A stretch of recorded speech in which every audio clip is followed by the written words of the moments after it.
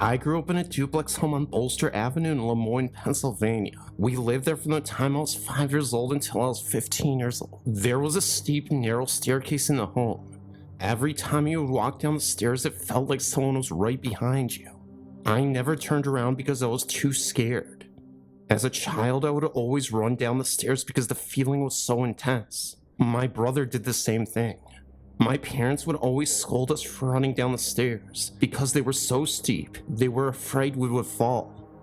There were times at night that we would hear sounds in the attic. It sounded like crumbling paper. There was also one bedroom that was extremely cold. It was my room first. I hated sleeping there. It always felt cold, and on many occasions the door would slam shut, or items would fall or appear in different places. The door was cracked, so it was so difficult to close by hand. It needed to be forcefully pushed shut in order to close completely. When it slammed shut on its own, it always closed completely. I disliked the room so much I traded rooms with my younger brother. He felt uncomfortable in the room too. So much so that my parents ended up using that room. They didn't have any problem with the room other than the feeling of coldness.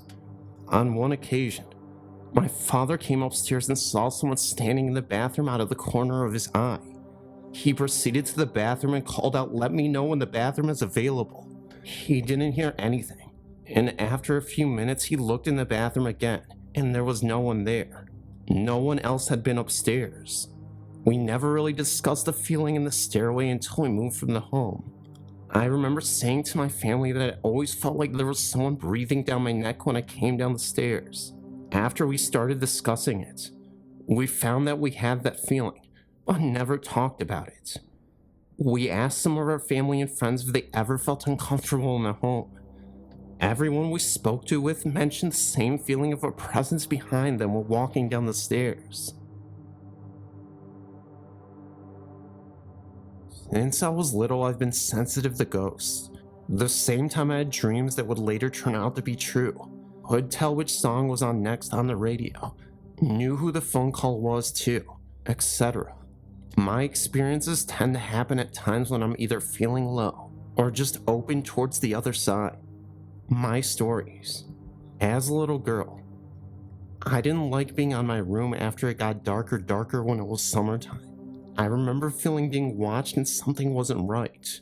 At the same time, I was very afraid for the door leading back to our house in the stables. I felt something was looking at me and wanting to hurt me. This was from when I was around 6 and stopped when I was 12. Sometimes they would only show up once.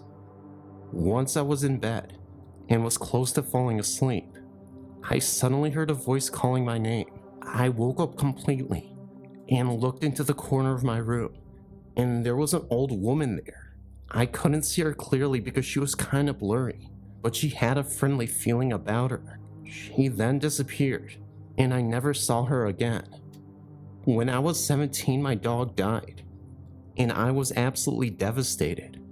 A few weeks later, I heard him coming up to my room from the kitchen and saw him enter my room. He then jumped up on my bed, walked around 3 times before sighing, and got down. I could feel him on my bed and against my leg. When I tried to touch him, that's when he disappeared. It did, however, make me feel a lot better after he came and visited me. My parents' farm where most of the events happen is old. It burnt down once there, and there seems to be quite a lot of ghostly activity involved. In the barn, my parents got their car, and since I was little, I was afraid of being there alone. I felt something was wrong, and that something was hanging in the dark. I always felt uneasy there, until a few years ago that my mom told me that someone had hanged themselves there. My worst experience I've ever had was when I was 15 to 17 years old. My room was connected to the kitchen by a little hallway. From the kitchen, you can go directly to the living rooms. The last one I've never felt easy in. There was always something feeling unnaturally cold and just weird. One night I woke up, and my room was ice cold. I heard someone open the door from the hall to the kitchen. It was a man I somehow knew. and he was going directly to the last of the living rooms. Somehow I was there when he went there. I saw him take his rifle and mess with himself. It was feelings more than actually seeing him do it. I then was back in my body, but heard him fall down on the floor, moved a bit, and moaned before he died. The second that happened, the coldness disappeared, and I could breathe again. I told my friend at the time about it, but I was too afraid to ask my parents. One day, sort of jokingly asked if anyone had hurt themselves in that room. My dad turned around and looked at me with a strange look. Yes, your godmother's father hurt himself there. They hadn't told me because my godmother didn't like me to know. I found his grave, and it happened the exact day he hurt himself. I've had nice experiences though. A friend of my parents and their friends hurt herself. My friend was really devastated about it and couldn't get over it. One day we were in the kitchen. I saw a sort of fog that turned into a ghostly hand. It stroked her head as it soothed her. After it disappeared, my friend looked at me and said she was here. My friend then told me that she felt peace, and that the friend had told her that she was happy now. To both of us, that meant a lot. The latest year the happenings happens without any real pattern. Last year when I was at my parents' and sleeping in my old rooms, I didn't get any sleep for at least 4 days I was there. There was a presence in the room, and it was not a pleasant one. It just radiated hatred, and it was pointed at me for some reason. The next time I got home, it wasn't in there, but then I had to sleep in my mom's bedroom. I was woken up by someone slamming their hands into the bed very hard. I looked at the end of the bed, and I saw a shadow standing there, but then disappeared. Since then I haven't felt it. For some reason I knew it was male, but I don't know why it felt so badly about me. When I'm home at my parents' now, there's a young girl there. Something I can't feel what is in a man. None of these are evil, but just looking out for me. I've seen the girl from the corner of my eyes, and seen her reflected in the mirror. I think they are protecting me, and just looking out for me. Sometimes I can enter a house and know that there's more than just what the eyes can see. I felt the presence of family or just passerbyers. I think that my parents' house and me makes an energy field where they can enter, and some stay, and some do not. I got one in my room where I live now. Just a little prankster, really. Turns on my computer, opens all the cupboards. I did have an old man who loved to watch me shower. I told him that it was rude, and that I didn't like it. But since then, he hadn't been there. At the same time, there's a girl running every night on the upper floor.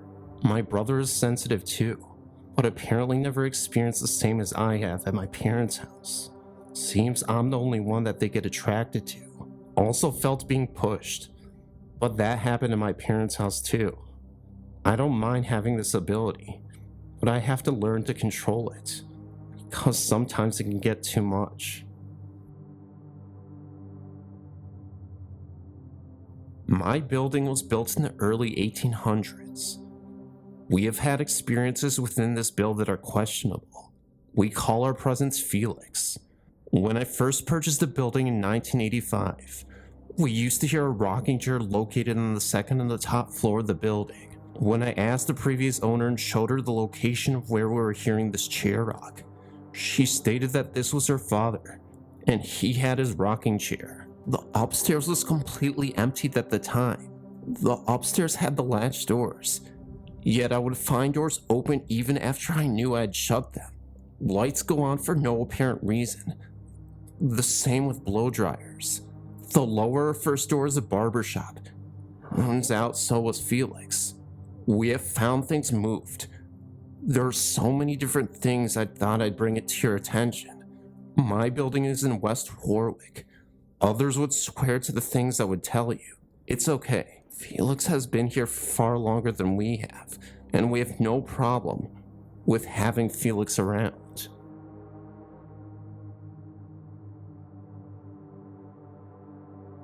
Well, my first experience of ghosts was when I was about 12 years old, and I had gone on school to Swanage in Dorset. I'm from England. The bed and breakfast we stayed in was beautiful. It was an old house with a giant sweeping staircase, high ceilings, and so on. After we had stayed there a few days, the whole class complained of someone knocking on their doors. It was a really quick knock-knock. It happened to our room a few times, and once we actually waited behind the door for the knock-knock to occur. When it happened, we instantly opened the door, and to our surprise, there was no one there. There was no way you could hide anywhere either. Our room was the first room as you stepped in from the front porch, of which the doors were transparent. Oh, there was no way anyone could get outside and hide quick enough. Our bedroom door opened out into a huge empty reception area. There were doors all around the edges with nothing in the middle of the room. There was literally nowhere for anyone to hide that quickly. Thinking nothing of it, the teachers took us out one evening to the beach to wear us out. When we got back to the bed and breakfast, however, there were some of the girls returned to their rooms to find that all their lights were on, with the covers thrown back from their beds and their door wide open.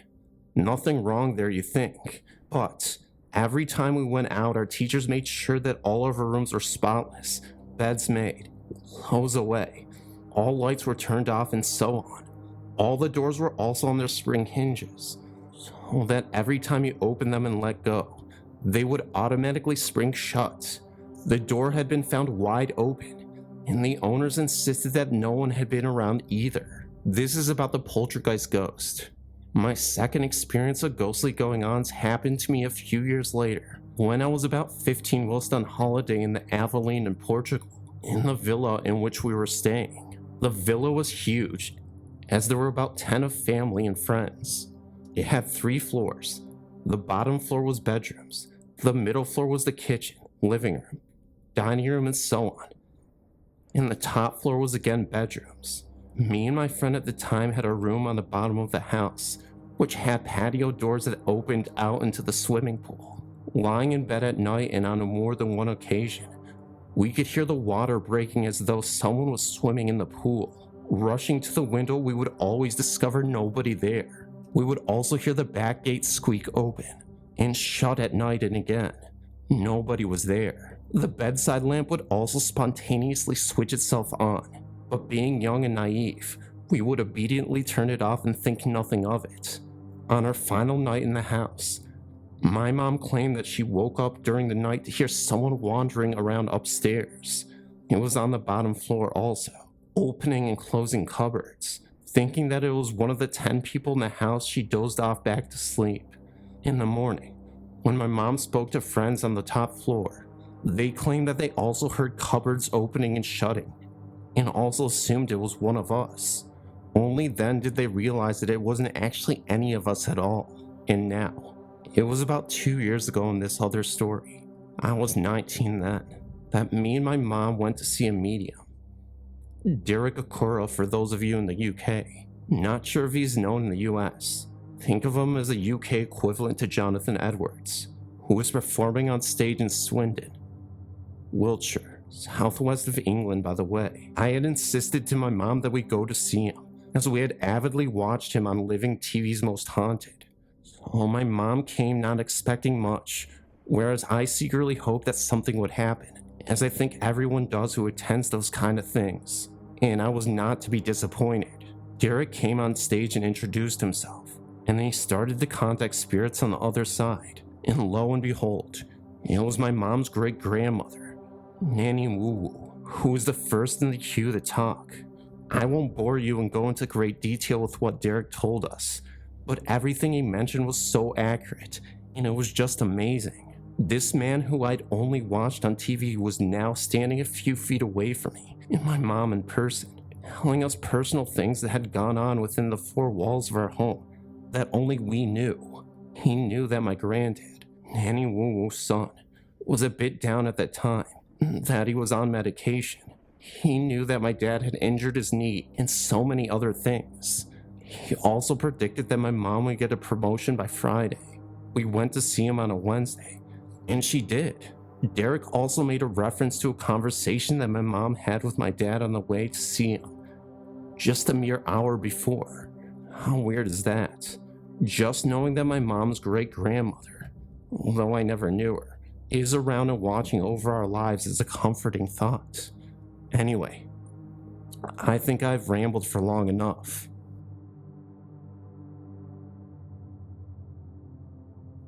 I have a comment about the Gry Center in Iowa's Devil Chair.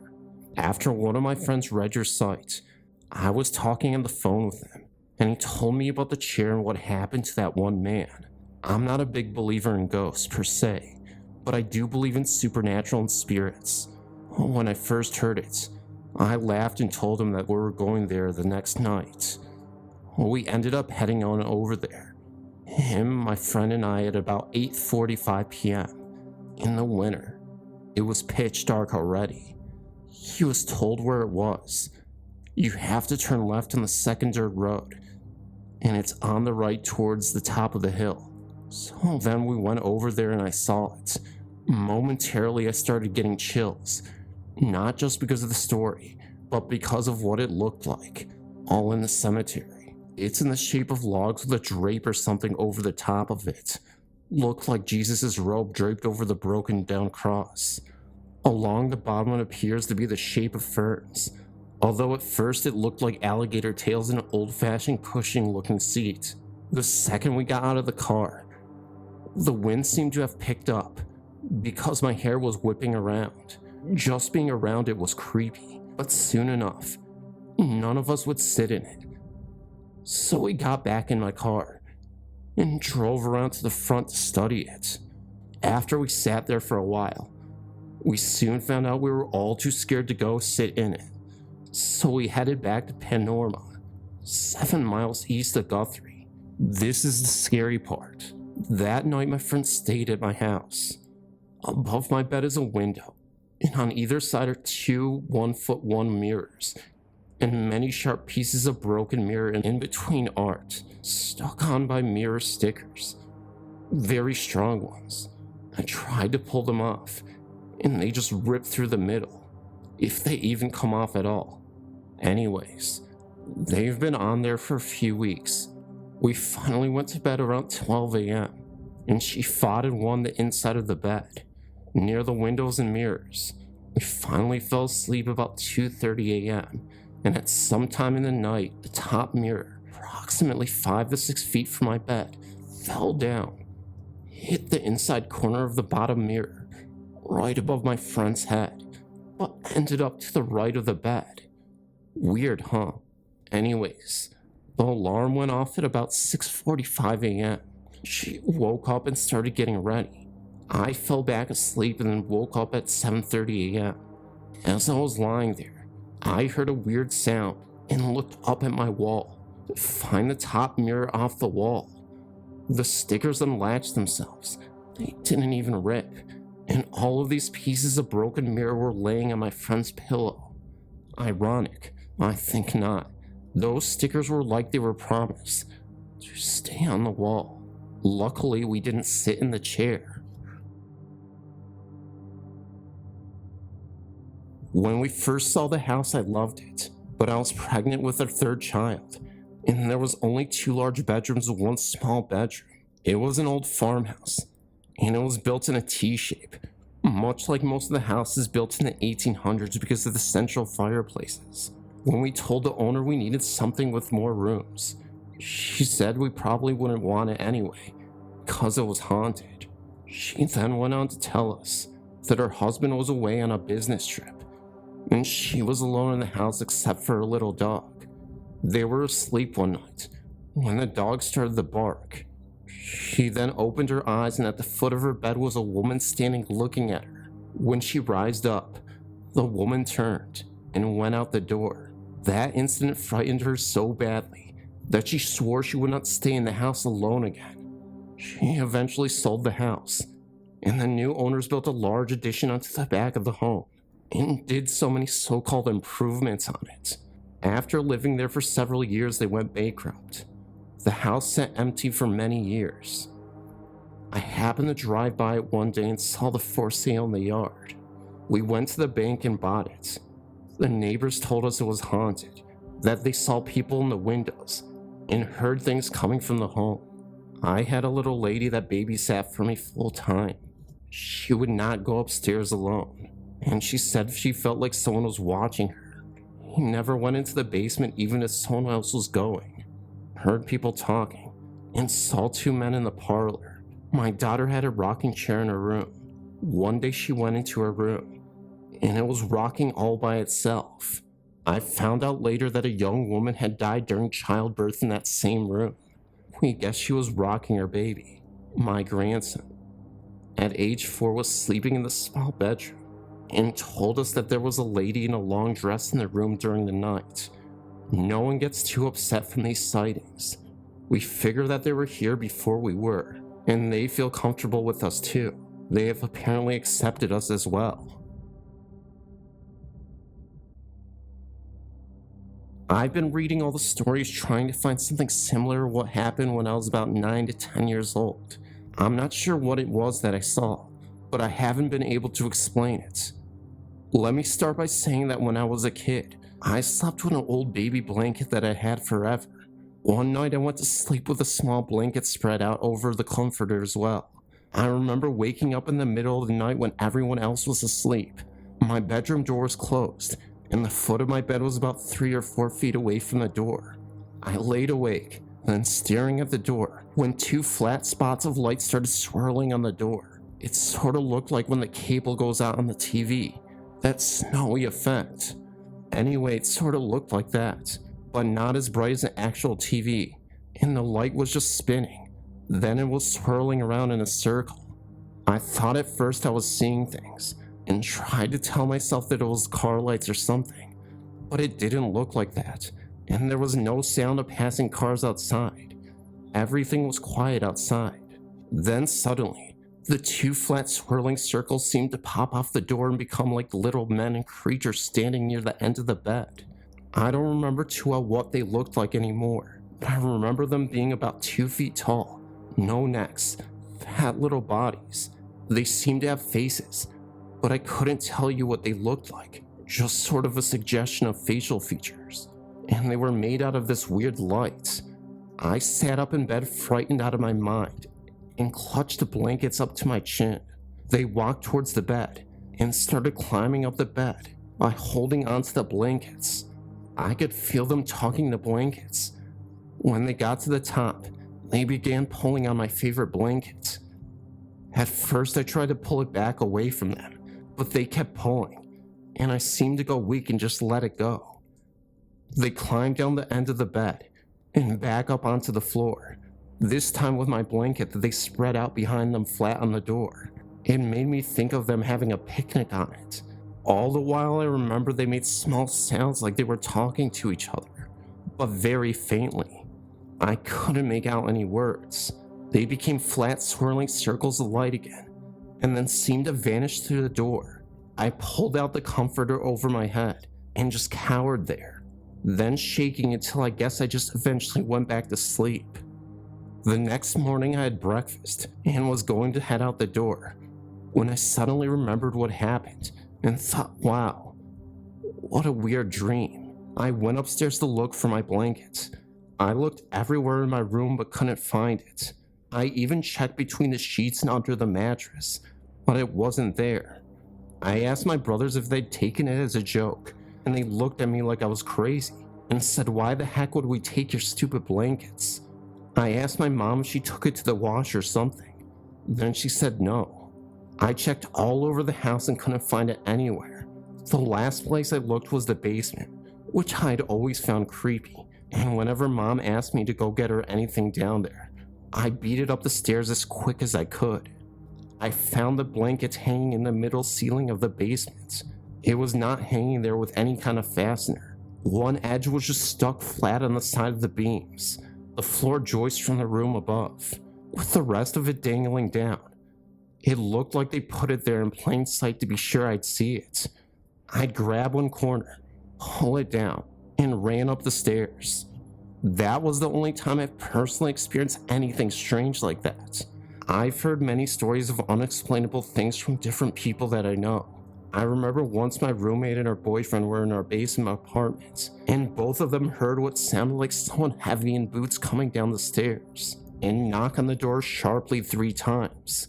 They thought it was the landlord because he lived upstairs and had the only other key to the outside door at the top of the stairs that was locked.